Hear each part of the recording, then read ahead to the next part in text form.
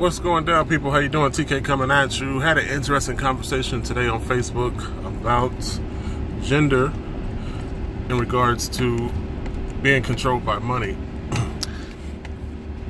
The post that was put out basically talked about women being led by money manipulation, and then men following behind women based on lust, and then the men, of course, being controlled by debt. And of course, the post went on and on about how most people responded saying it's not true and blah, blah, blah. Men are the bad ones.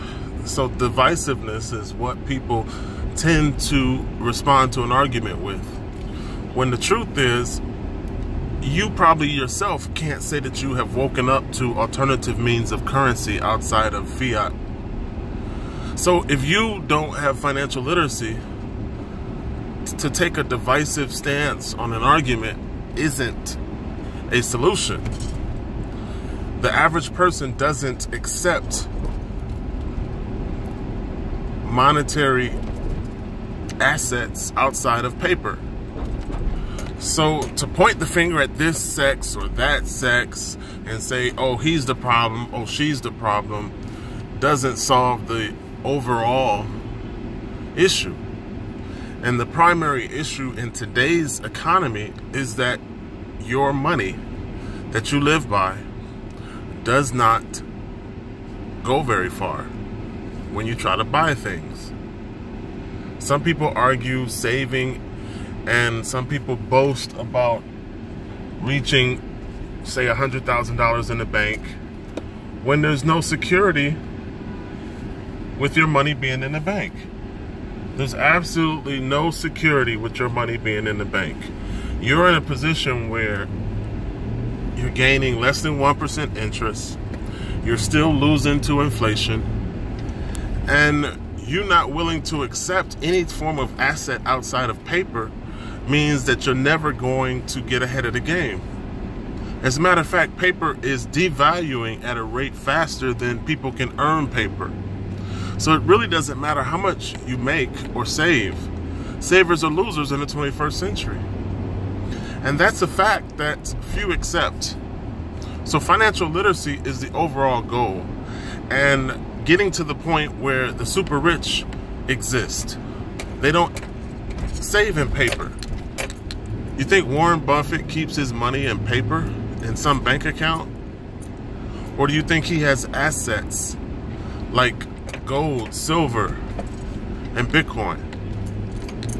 In other words, rich people learned a long time ago how to make their money get a job. So what they do is they take money and they spend it on assets that bring back a higher return than the money itself sitting in a bank account. And that's financial education that you don't have. So taking a point the finger stance on who is the worst when it comes to money manipulation is not it. The overall goal should be for you to make your money work harder for you than you had to work in order to get it. People argue the point when it comes to something valuable or something smart that can help them. But if it's something negative that has no value in life, everyone makes it go viral. So the intelligence and the individual decision making that exists within the average person doesn't propagate success. And it doesn't lie within abundance.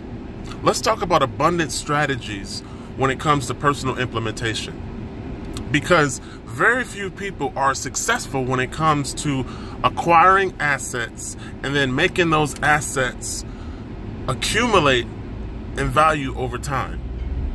Because that's the definition of wealth. The definition of wealth is actually making an income while you sleep. You can't do that on a 9 to 5. Because the second you're not at that hourly job, you're not paid. So essentially, nothing you're doing to create money is financially smart when it comes to wealth. So if you define wealth by being able to dictate your own schedule, having control over your time, and having the abundance to essentially have your money work for you instead of you work for money, then you've accomplished something. So it's not really about saving $100,000 in the bank, because inflation, you'll eat through that in 6 months, especially if you don't have a job. The idea is to replace your income at work with income from investments that comes to you 24 hours a day. If you measure your income on a 24-hour a day, 7 days a week, 365 days a year time scale, and you get to the point where you're making $11 an hour within a 24-hour time frame, then you can define yourself as a millionaire. And your income not being tied to a job means that you have financial freedom. So if that's not something you can say for yourself, then you're not where you need to be. And the personal decision to make that kind of choice, to set yourself up financially in the manner in which I just described, is the argument that few people accept. So what I present to you is a different decision-making process. I present to you to research and find a way to make your money get a job. I present to you a method that the rich use to secure their income outside of work or outside of job. There's a difference between linear income, residual income, and having profits. Okay, that's the distinction that you want to measure your success by. You constantly have to spend money on things that make money and position yourself for a long-term future. We're not talking 1 year out. We're talking 5 years out. We're talking the Eastern way of accomplishing. We're talking actually spending money on something that makes money or that accumulates in value the longer you hold it. That's the value proposition that we have in Bitcoin. If you were to purchase Bitcoin in 2010 when it was 7 cents, depending upon how much money you put into it, you would be a millionaire today, and that money would be outside of the banking system, outside of centralized control, and essentially you have become your own bank because you've taken back the control, you've taken back the reins.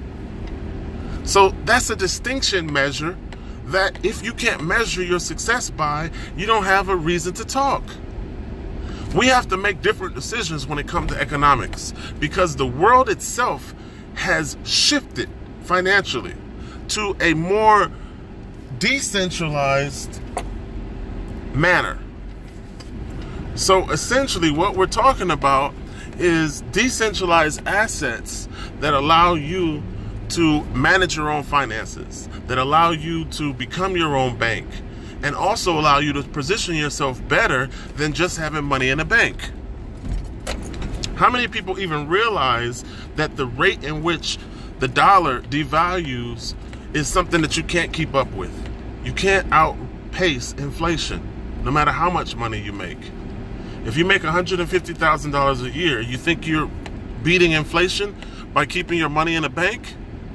What about the Dodd-Frank Act that basically says that when a bank gets into financial trouble, your bank account becomes the unsecured liability or the unsecured credit that the bank can seize to justify their loss?